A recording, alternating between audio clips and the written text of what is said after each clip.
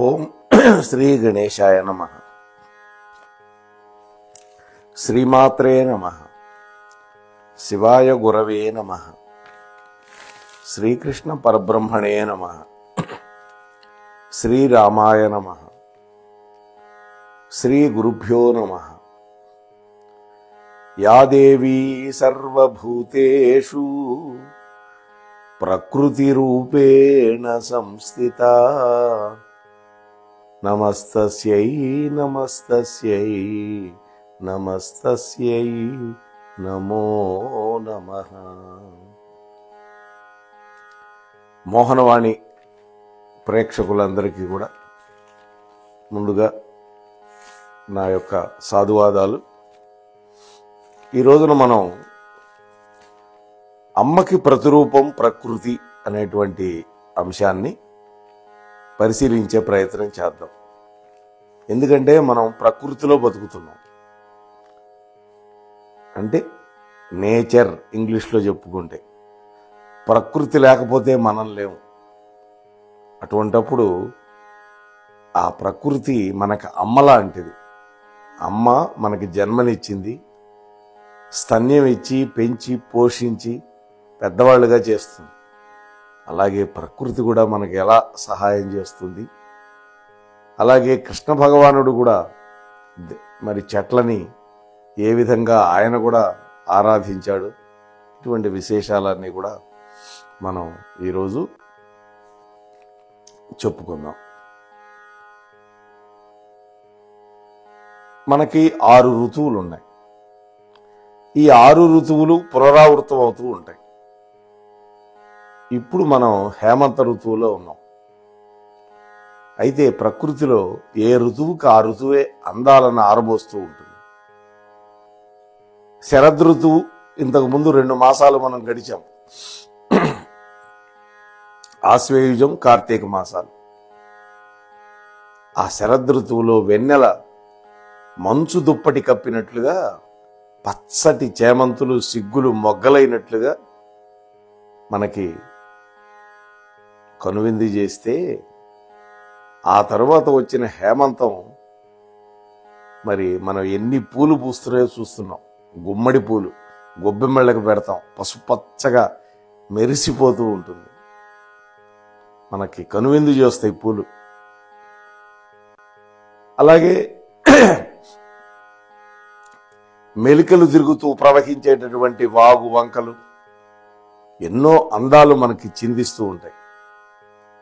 అలాగే పచ్చటి పొలాలు పావాడా కట్టుకొని బొండు మల్లెలు కొప్పులో పెట్టుకొని వస్తూ ఉన్నటువంటి ఒక దొరసానిలాగా, ఒక కిన్నెర సానిలాగా శోభాయమానంగా వస్తుంది కదా. అయితే ఇవన్నీ దర్శించటానికి ఆ చూసే మనస్సు ఉండాలి. మనసు లేని వాడికి ఇవేవి అర్థం కావు.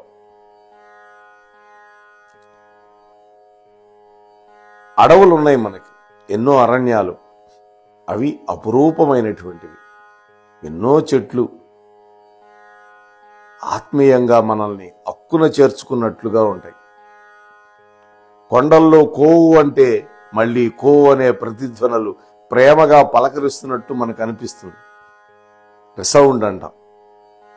అసలు ఒకటేంటి, చెట్లు చేమ గట్టు పుట్ట అన్నీ కూడా మనకు ప్రేమ పంచుతాయి. జీవిత పరమార్థాన్ని కూడా బోధిస్తాయి. 6 ఋతువులు, 12 నెలలు, అనునిత్యం అణువణువు ప్రకృతికి ప్రతీక అయినటువంటి అమ్మకి అక్షరాల ప్రతిరూపాలే కదా. ఆలోచించండి మిత్రులారా. మనకు శాస్త్రంలో ప్రారంభ క్రియతే ఆనయేతి ప్రకృతి అని చెప్పారు. అంటే ప్రకృతితో ప్రపంచం ఆరంభం అవుతుంది. ఆదిపరాశక్తి నుంచి పుట్టింది 2. ఒకటి ప్రకృతి, 2 పురుషుడు. ప్రకృతి స్త్రీ స్వరూపం, పురుషుడు పురుషుడే.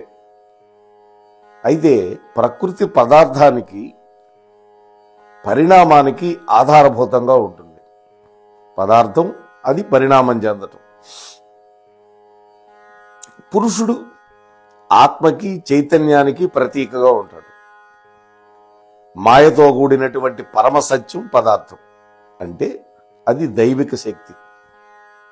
ప్రాణుల్లో ఉన్నటువంటి ఆత్మ పురుషుడి యొక్క స్వరూపం అయితే అందులో ఉండే మనస్సు, బుద్ధి, ప్రకృతి యొక్క లక్షణాలు కలిగి ఉంటాయి. చెట్లు, చేమలు, పశుపక్షాదులు, కొండలు, కోనలు, నదులు, సముద్రాలు ఇవన్నీ కూడా ప్రకృతిలో భాగాలే. అయితే వీటి యొక్క సజీవ సౌందర్యం ఎంతో ఉంటుంది. అలాగే ఇవన్నీ కూడా పంచభూతాత్మకమైనవి. ప్రకృతిలో ఉండే ప్రతిదీ కూడా భగవంతుడి యొక్క సంకల్పం, ఆయన యొక్క లీలా విలాసం ఇవన్నీ కూడా ప్రకృతి రూపంలో మనకు కనిపిస్తాయి. ప్రకృతిలో ఉండే ప్రతిదీ కూడా దైవ స్వరూపమే. ప్రకృతిలో దేవుడు ఉన్నాడు, దైవంలో ప్రకృతి ఉన్నది. అంటే రెండిటికి భేదం లేదు. ప్రకృతే పరమాత్మ, పరమాత్మే ప్రకృతి. అయితే ప్రకృతి పంచభూతాత్మకం. 5 భూతాలు ఉన్నాయి కదా మనకి: భూమి, వాయువు, అగ్ని, జలము, ఆకాశం అనేటువంటి పంచభూతాలు. ఈ పంచభూతాలు ప్రకృతిలో ఉంటాయి. అలాగే మానవుడి యొక్క శరీరం కూడా ఈ పంచభూతాలతోనే నిర్మింపబడి ఉంటుంది. అంటే మనం పుట్టేది ప్రకృతి నుంచే, మళ్ళీ మరణించిన తర్వాత కూడా లీనమయ్యేది కూడా ప్రకృతిలోనే. అంటే పంచభూతాల్లో కలిసిపోతాం. ఈ మధ్యలో పుట్టిన దగ్గర నుంచి చచ్చే వరకు మన జీవితం అంతా కూడా ప్రకృతితోనే ముడిపడి ఉంటుంది. అంటే భిన్నత్వంలో ఏకత్వంలాగా కలగలిసి ఉన్నాం మనం ప్రకృతిలో. ఆ ప్రకృతి అనుగ్రహం కనుక మనకు ఉన్నదా, అప్పుడు మనకి అనారోగ్యం ఉండదు, ఆందోళన ఉండదు, పతనం చెందటం కూడా ఉండదు. అదే మనం గనక ఆ ప్రకృతికి ఏదైనా హాని కలిగించామా, మనందరినీ మింగేస్తుంది ప్రకృతి. అంటే ప్రకృతి మన యొక్క ప్రగతికి, ప్రాణానికి కూడా రక్ష. ప్రకృతిని ఆరాధించేవాడికి సకల శుభాలు సమకూరుతాయి. అలాగే నిత్యం మనకు కనిపించే మేఘాలు, నదులు, సముద్రం, చెట్లు ఇవన్నీ ప్రకృతిలో ఉన్నటువంటి ప్రతిదీ కూడా పరోపకారం కోసమే ఉన్నాయి. అవి మనకు ఆహారం ఇస్తున్నాయి, చెట్లు ఆహ్లాదం పంచుతున్నాయి, వాటికి వచ్చే పూలు. అలాగే మనం ఇల్లు కట్టుకోవడానికి చెట్లు కావాలి, వస్త్రం కావాలంటే చెట్లు కావాలి. ఇలా ప్రతిదీ కూడా మనకి బ్రతకటానికి కావలసినటువంటి ప్రతి వస్తువుని ప్రసాదించేది ప్రకృతి మాత. గంగా, యమున, సరస్వతి, కావేరి, గోదావరి, కృష్ణ, పినాకిని, తుంగభద్ర ఒకటేమిటి,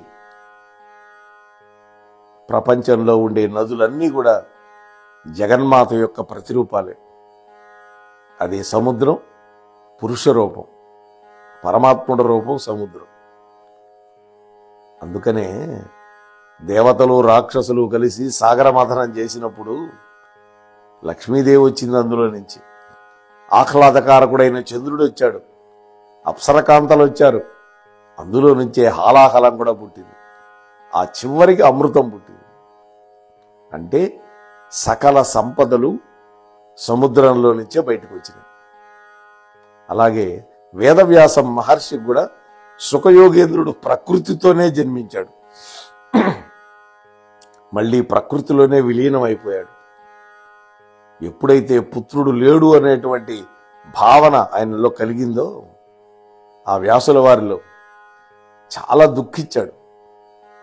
అలా ఎన్నో కేకలేస్తున్నాడు, పుత్రా పుత్రా అని.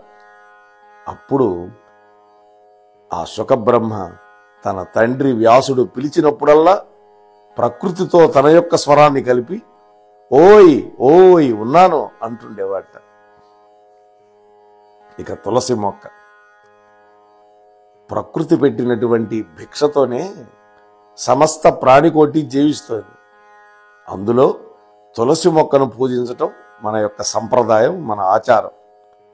నిత్యం మన చేత పూజలు అందుకొని సకల సౌభాగ్యాలని అందించేటటువంటి చల్లటి తల్లి తులసిమాత.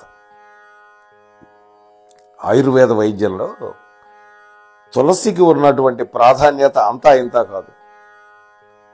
ఆ తులసి ఆకుల నుంచి తీసిన రసం ఎంతో ఆరోగ్యాన్ని ఇస్తాయి. అందుకే దేవాలయాల్లో ఈ తులసిని బాగా ఆరబెట్టి పొడి చేసి తీర్థంలో కలుపుతారు.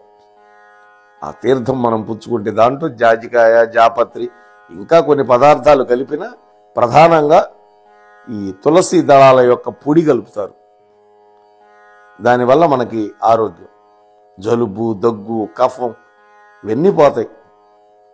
అంతేకాదు మన యొక్క ఆఖరి మజిలీ అయినటువంటి మరణ సమయంలో కూడా నోట్లో తులసి తీర్థం పోస్తారు. అంతేకాదు ఆ మరణించిన వ్యక్తి యొక్క శిరస్సు దగ్గర ఎండిపోయిన తులసి కొమ్మ పెడతాం. అది కట్టెలతో పాటు పెడతారు. ఆ తులసి యొక్క చెట్టుని, ఎండిపోయిందని. ఎందుకని? అలా చేస్తే మోక్షం ప్రాప్తిస్తుందని ప్రగాఢంగా మనం నమ్ముతాం కాబట్టి. అలాగే వేపాకులు, వేపకాయలు, వేప బెరడు, వేప కొమ్మలు ఒకటేమిటి, వేప చెట్టులో ఉండేటువంటి అణువణువు ఔషధమే. మనకి ఇళ్లలో అప్పుడప్పుడు తడపర అమ్మవారు పోసింది అంటాం కదా, అప్పుడు వేప మండలు తెచ్చి చుట్టూతా పెట్టి వాటితో విసురుతారు. అంటే వేప చర్మ రోగాలను పోగొడుతుంది అనేది నమ్మిక. జరుగుతోంది అది. ఇటువంటి వేప చెట్టుకు కూడా పేటెంట్ కావాలని ఇంగ్లీష్ వాళ్ళు ప్రయత్నం చేస్తున్నారంటే ఏమనుకోవాలి వాళ్ళని? వేప పుల్లతో మనం మొహం కడుక్కుంటాం, దంతధావనం ఎప్పటి నుంచో ఉన్నది అది. అటువంటి వేప నూనె గనక చల్లితే చెట్ల మీద ఆ పురుగులు, క్రిములు, కీటకాలు రాకుండా ఉంటాయని కూడా పెద్దలు చెబుతున్నారు, ఆచరిస్తున్నారు. అంటే ఏదో దిక్కుమాలినటువంటి సింథటిక్ పైరిథ్రాయిడ్స్ వాడకుండా సహజ సిద్ధమైనటువంటి వేప నూనె వాడచ్చు. అట్లాగే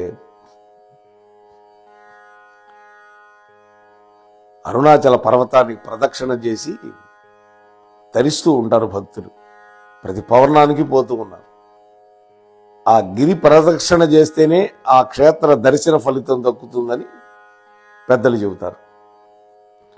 అలాగే మనకి మేరు పర్వతం, సహ్య పర్వతం, మైనాక పర్వతం ఇవన్నీ కూడా దేవపర్వతాలే.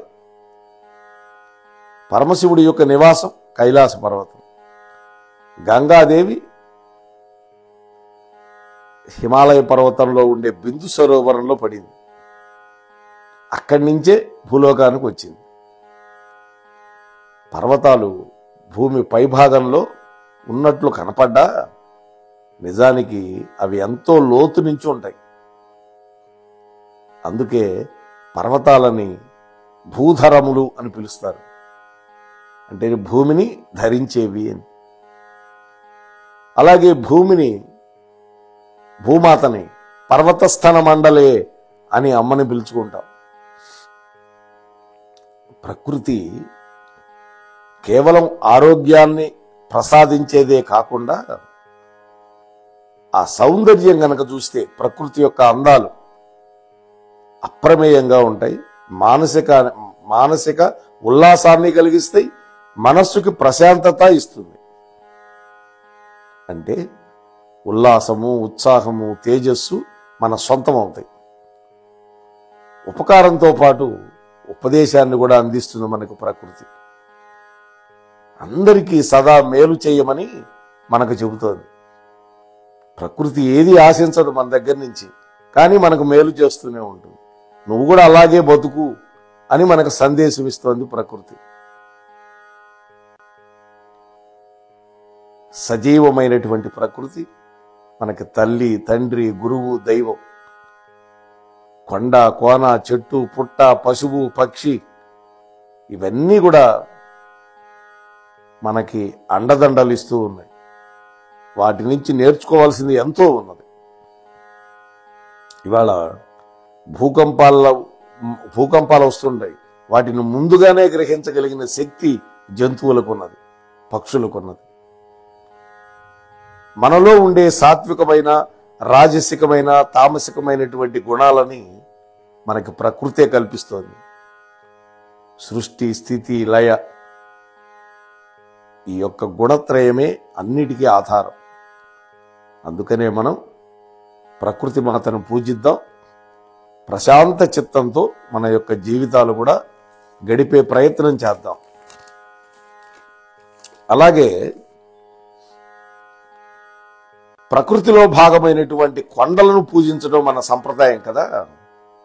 హిమవంతము, వింధ్యము, నిషధము, మాల్యవంతము, పారియాత్రము, గంధమాదనము, హేమకూటము, వీటిని కులపర్వతాలు అంటారు. వీటితో పాటు ఇంకా చాలా కొండలు ఉన్నాయి. ఆ కొండల మీద ఉద్యానవనాలు ఉన్నాయి.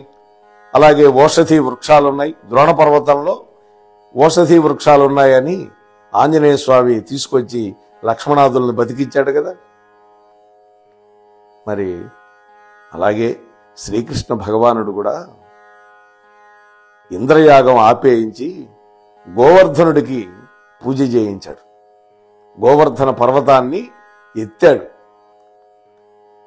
7 పగళ్ళు 7 రాత్రులు మోసి ఇంద్రుడు కురిపించినటువంటి బీభత్సమైనటువంటి వడగళ్లవాడ నుంచి గోవులని, గోపాలకులను రక్షించాడు.